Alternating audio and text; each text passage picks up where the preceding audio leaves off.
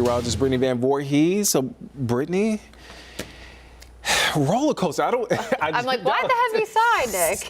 It's been a lot this week. I mean, it's been warm, rainy, cold, and now we're back on the upswing of warmer weather, rain. I mean, it's a lot, Brittany. I'm exhausted. Yeah. You know who's more exhausted? You. The WCNC Charlotte weather team. I know it is definitely an up and down forecast over the next few days. I will tell you tonight won't be as cold as we have been because of the clouds. Right now it's only 46, which is pretty warm compared to the fact that the last 2 mornings we've been in the upper 20s. Sunshine, not going to see as much of it tomorrow, but we are going to start off with those warmer temps. So lows only around the upper 30s, which means no frost expected to kick off your Saturday morning. In the afternoon, the sunshine will break through at times, but we're still going to be in the 50s. Forecast for the mountains and foothills a little bit chillier, as pretty much every area along and north of I-40 will drop into the freezing mark. But again, not as cold as we have been, so we'll take that little win heading into tomorrow morning. Now, the aches and pains might have felt a little bit more aggressive over the last few days, and they're actually going to stay that way this weekend.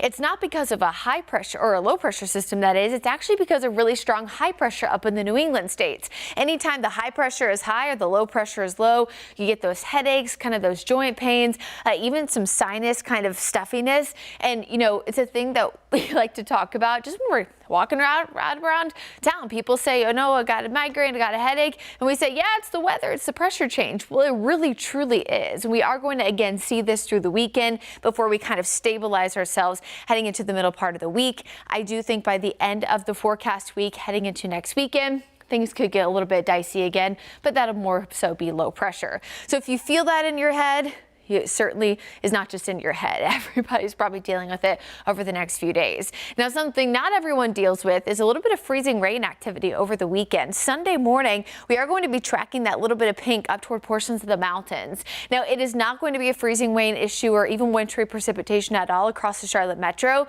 but everybody is going to see some more clouds and some moisture heading into the day on Sunday.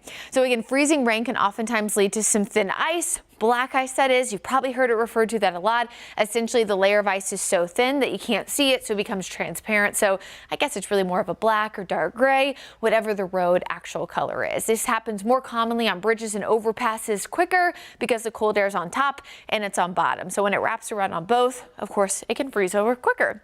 Here's your futurecast heading into Sunday morning. Again, you can see those areas of pink. Really going to be I-40 corridor and north, especially in the mountains. We will see cloudy skies for the majority of the day on Sunday.